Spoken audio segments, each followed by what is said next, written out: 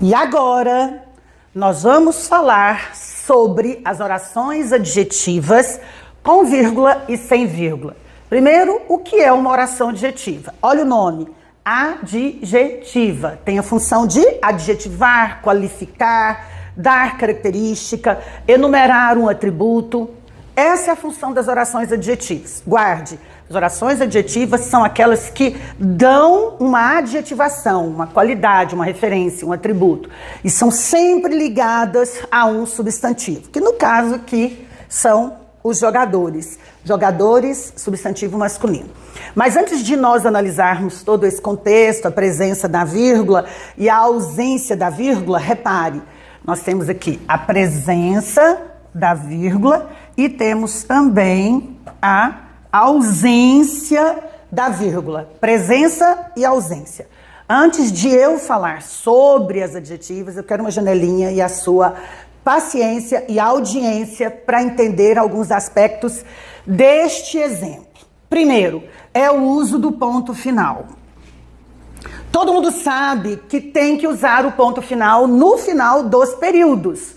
Só que na hora que produz a redação, na hora que escreve, a pessoa, a bendita pessoa, o abençoado, a minha pátria amada, faz o favor de não colocar o ponto final no final dos períodos. E isso faz você perder ponto na sua redação. E a gente não está aqui para isso, né? Lembrando que redação é o ato de redigir, e redigir é escrever bem em língua portuguesa boa, mostrar zelo, capricho, esmero pela construção do texto escrito, que é o que nós fizemos aqui. Colocamos o ponto final. Eu costumo dizer que um ponto final é sempre bem-vindo. Quando o meu aluno escreve sem o ponto final, eu já corrijo e falo, ó, o ponto final é bem-vindo. Aí eles lá com a carinha de bênção, né, vão e colocam o bendito do ponto final, que é absolutamente necessário. Em segundo lugar, eu quero te mostrar o hífen. Olhe bem este hífen aqui. Professora, onde nós colocamos o hífen? É uma pergunta muito comum que me é feita. Eu coloco o hífen na mesma linha ou coloco debaixo da palavra? Você vai fazer o que a língua portuguesa chama de translineação. Translineação. Translinear. Mudar de linha. Você vai mudar de linha usando o hífen. Olha aqui, ó. Como é que é o nome desse bichinho aqui? Hífen. É com H, com acento e com N de navio no final. Ok? Onde você usa o hífen? Desde a infância. Ama-me, ajuda-me, faça-me, diga-me. Onde você usa o hífen? Debaixo da letra ou ao lado da letra? Tenho certeza de que você sempre usou na frente da letra, do lado da letra. É o caso que você vai continuar fazendo aqui, pelo resto da sua vida, principalmente nas redações do seu concurso, do Enem, do vestibular, numa carta dentro de uma empresa para você subir de cargo. Eu já tive alunos que, para subir de cargo, tiveram que escrever uma carta dizendo por que ele merecia subir de cargo, quais são os atributos que ele tem, que aquele cargo deveria pertencer a ele. Ou seja, o candidato a uma determinada vaga, para melhorar de vida, tem que interagir com a modalidade escrita da língua. E a modalidade escrita da língua exige esse capricho. Redação é o ato de redigir, e redigir é escrever bem em língua portuguesa boa, que é o que você vai aprender aqui com a gente. Fica conosco que você vai melhorar a olhos vistos. Pode não aprender tudo, mas vai melhorar demais. Dá licencinha que eu vou apagar aqui. Eu vou apagar esse hífen aqui para ele não poluir a nossa tela. E também vou tirar esse tracinho de baixo que não tem nome nenhum na língua portuguesa. O nome desse tracinho é hífen com H, N de navio e com acento no I.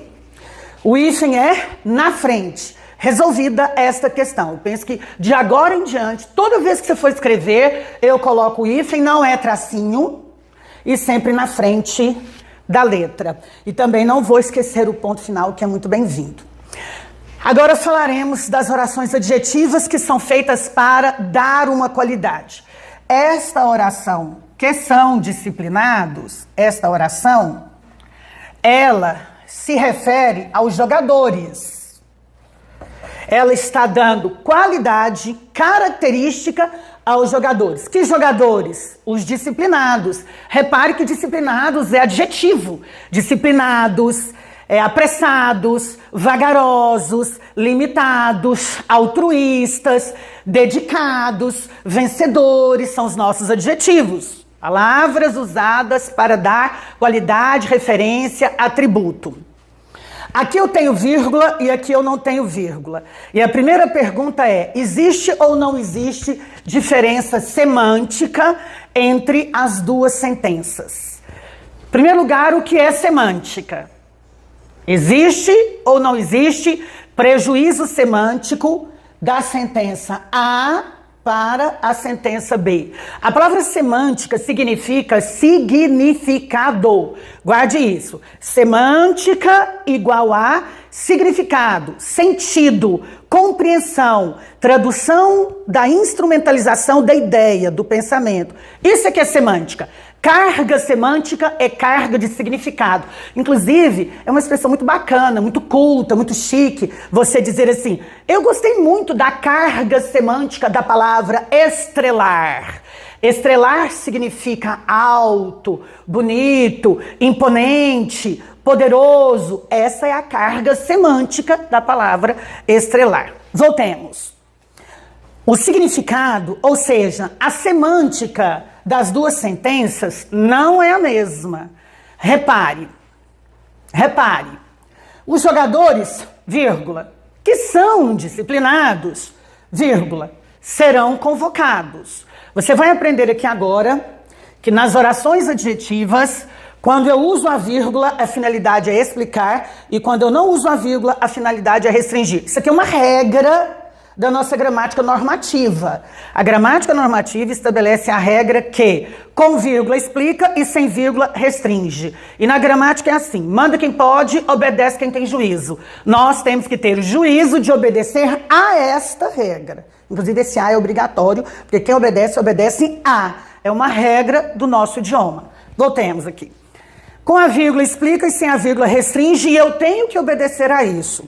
Vamos aplicar esta regra da gramática normativa, o próprio nome diz normativa, porque ela tem normas, regras que têm que ser obedecidas numa relação verticalizada, numa relação vertical. A gramática lá em cima e o cidadão usuário da língua lá embaixo, obedecendo tudo que é ditado e normatizado. Então eu, cidadã usuária da língua, aprendi que com a vírgula eu tenho a finalidade de explicar e sem a vírgula eu tenho a finalidade de restringir. Eu quero que você entenda. Se eu quero dar a semântica, o significado de explicação, eu tenho que usar a vírgula obrigatoriamente. E se eu quero dar a finalidade, o sentido, a semântica, o significado de restrição, eu não posso usar a vírgula obrigatoriamente. Vamos ver como é que funciona então? Com a vírgula explica e sem a vírgula restringe. Aqui eu estou explicando que todos os jogadores são disciplinados e aqui eu estou dizendo de forma restritiva que nem todos os jogadores são disciplinados. Vamos ler juntos?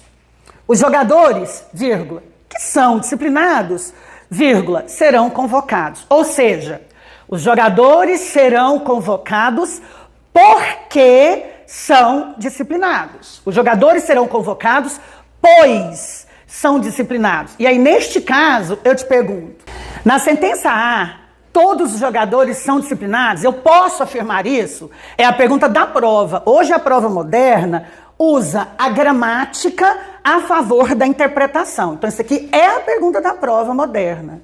Se você faz concursos, vestibulares, Enem, você vai ver que isso é pergunta que cai em prova. A prova te pergunta assim, ó, na sentença A, os jogadores serão convocados porque são disciplinados. Pode-se afirmar que todos os jogadores são disciplinados? Sim, a afirmação é verdadeira. Pode-se afirmar que todos os jogadores serão convocados e todos os jogadores são disciplinados? Sim, ok. Todos são disciplinados e todos serão convocados. Aqui eu tenho a ideia da explicação. Agora vamos voltar, vamos trabalhar o segundo exemplo, que é sem a vírgula. Pega aqui de novo. Com a vírgula eu explico e sem a vírgula eu restringo. Se eu quero explicar, se eu quero incluir todos no mesmo balde, eu tenho que usar a vírgula. Se eu quero restringir, eu vou colocar alguns em um balde e outros em outro balde. Vou tirar isso aqui, né? Porque está poluindo a nossa imagem. Se eu quero colocar alguns em um balde e outros em outro balde, se eu quero restringir as características, eu não posso usar a vírgula. Olha como é que isso é sensacional. A língua portuguesa é ou não é um tesão? Olha só se isso aqui é ou não é a revolução da sua comunicação, da sua vida profissional e pessoal. Os jogadores que são disciplinados serão convocados. É sem vírgula, tá? Os jogadores que são disciplinados serão convocados. Todos os jogadores são disciplinados? Não. Não são disciplinados. Todos os jogadores serão convocados? Não. Não serão convocados. Olha aqui. Jogadores que são disciplinados serão convocados. Pode-se afirmar que nem todos os jogadores serão convocados. Sim, porque nem todos os jogadores serão convocados.